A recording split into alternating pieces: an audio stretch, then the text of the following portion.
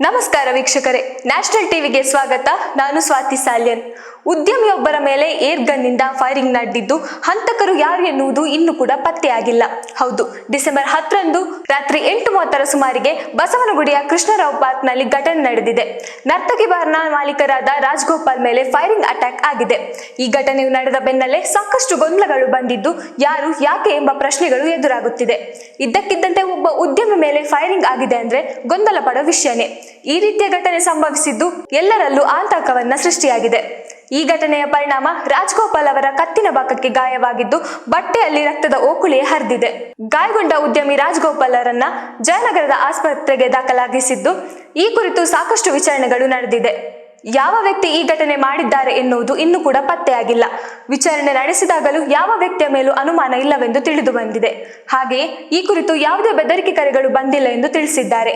ಯಾಕಾಗಿ ಫೈರಿಂಗ್ ಆಯಿತು, ಯಾವ ಕಾರಣಕ್ಕೆ ಫೈರಿಂಗ್ ಮಾಡಿದ್ರು ಗೊತ್ತಿಲ್ಲ ಅಂತಿದ್ದಾರೆ ಉದ್ಯಮಿ ರಾಜ್ಗೋಪಾಲ್. ಪೊಲೀಸರು ಈಗಾಗಲೇ ಎಫ್ಐಆರ್ ಅನ್ನ ದಾಖಲಿಸಿಕೊಂಡಿದ್ದಾರೆ. ಸದ್ಯಕ್ಕೆ ಬಸವನಗುಡಿ ಪೊಲೀಸರಿಂದ ಏರ್ ಗನ್ ಶೂಟರ್ನ ಹುಡುಕಾಟ ನಡೆಯುತ್ತಿದೆ. ಮೊನ್ನೆ ಈ ಘಟನೆ ನಡೆದಿದ್ದು ಯಾವುದೇ ರೀತಿಯ ಮಾಹಿತಿ ಇನ್ನೂ ದೊರೆತಿಲ್ಲ. ಹಂತಕರನ್ನ ಹುಡುಕುವಲ್ಲಿ ಸಾಕಷ್ಟು ಗೊಂದಲಗಳು ಉಂಟಾಗಿದ್ದು ಯಾರು ಮಾಡಿರಬಹುದು ಎನ್ನುವುದು ಕೂಡ ಸುಳಿವು ಸಿಕ್ಕಿಲ್ಲ. ಇನ್ನಷ್ಟು ವಿಷಯಕ್ಕಾಗಿ ನೋಡ್ತಾ ಇರಿ ನ್ಯಾಷನಲ್ ಟಿವಿ. ಧನ್ಯವಾದಗಳು. ನಮಸ್ಕಾರ ವೀಕ್ಷಕರೇ, ನ್ಯಾಷನಲ್ ಟಿವಿಗೆ ಸ್ವಾಗತ. ನಾನು ಸ್ವಾತಿ ಸಾಲ್ಯನ್. ಉದ್ಯಮಿಯೊಬ್ಬರ ಮೇಲೆ ಏರ್ ಗನ್ನಿಂದ ಫೈರಿಂಗ್ ನಡೆದಿದ್ದು ಹಂತಕರು ಯಾರು ಎನ್ನುವುದು ಇನ್ನೂ ಕೂಡ ಪತ್ತೆಯಾಗಿಲ್ಲ. ಹೌದು, ಡಿಸೆಂಬರ್ 10ರಂದು ರಾತ್ರಿ 8:30 ಸುಮಾರಿಗೆ ಬಸವನಗುಡಿಯ ಕೃಷ್ಣರಾವ್ ಪಾರ್ಕ್ನಲ್ಲಿ ಘಟನೆ ನಡೆದಿದೆ. ನರ್ತಕಿ ಬಾರ್ನ ಮಾಲೀಕರಾದ ರಾಜ್ಗೋಪಾಲ್ ಮೇಲೆ ಫೈರಿಂಗ್ ಅಟ್ಯಾಕ್ ಆಗಿದೆ. ಈ ಘಟನೆಯು ನಡೆದ ಬೆನ್ನಲ್ಲೇ ಸಾಕಷ್ಟು ಗೊಂದಲಗಳು ಬಂದಿದ್ದು ಯಾರು ಯಾಕೆ ಎಂಬ ಪ್ರಶ್ನೆಗಳು ಎದುರಾಗುತ್ತಿದೆ. ಇದ್ದಕ್ಕಿದ್ದಂತೆ ಒಬ್ಬ ಉದ್ಯಮಿ ಮೇಲೆ ಫೈರಿಂಗ್ ಆಗಿದೆ ಅಂದ್ರೆ ಗೊಂದಲ ಪಡೋ ವಿಷಯನೇ. ಈ ರೀತಿಯ ಘಟನೆ ಸಂಭವಿಸಿದ್ದು ಎಲ್ಲರಲ್ಲೂ ಆತಂಕವನ್ನ ಸೃಷ್ಟಿಯಾಗಿದೆ.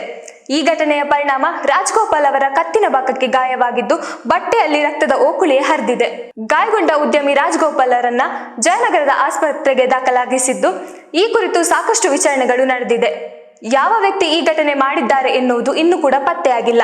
ವಿಚಾರಣೆ ನಡೆಸಿದಾಗಲೂ ಯಾವ ವ್ಯಕ್ತಿಯ ಮೇಲೂ ಅನುಮಾನ ಇಲ್ಲವೆಂದು ತಿಳಿದು ಬಂದಿದೆ. ಹಾಗೆಯೇ ಈ ಕುರಿತು ಯಾವುದೇ ಬೆದರಿಕೆ ಕರೆಗಳು ಬಂದಿಲ್ಲ ಎಂದು ತಿಳಿಸಿದ್ದಾರೆ. ಯಾಕಾಗಿ ಫೈರಿಂಗ್ ಆಯಿತು, ಯಾವ ಕಾರಣಕ್ಕೆ ಫೈರಿಂಗ್ ಮಾಡಿದ್ರು ಗೊತ್ತಿಲ್ಲ ಅಂತಿದ್ದಾರೆ ಉದ್ಯಮಿ ರಾಜ್ಗೋಪಾಲ್. ಪೊಲೀಸರು ಈಗಾಗಲೇ ಎಫ್ಐಆರ್ ಅನ್ನ ದಾಖಲಿಸಿಕೊಂಡಿದ್ದಾರೆ. ಸದ್ಯಕ್ಕೆ ಬಸವನಗುಡಿ ಪೊಲೀಸರಿಂದ ಏರ್ ಗನ್ ಶೂಟರ್ನ ಹುಡುಕಾಟ ನಡೆಯುತ್ತಿದೆ. ಮೊನ್ನೆ ಈ ಘಟನೆ ನಡೆದಿದ್ದು ಯಾವುದೇ ರೀತಿಯ ಮಾಹಿತಿ ಇನ್ನೂ ದೊರೆತಿಲ್ಲ. ಹಂತಕರನ್ನ ಹುಡುಕುವಲ್ಲಿ ಸಾಕಷ್ಟು ಗೊಂದಲಗಳು ಉಂಟಾಗಿದ್ದು ಯಾರು ಮಾಡಿರಬಹುದು ಎನ್ನುವುದು ಕೂಡ ಸುಳಿವು ಸಿಕ್ಕಿಲ್ಲ. ಇನ್ನಷ್ಟು ವಿಷಯಕ್ಕಾಗಿ ನೋಡ್ತಾ ಇರಿ ನ್ಯಾಷನಲ್ ಟಿವಿ. ಧನ್ಯವಾದಗಳು.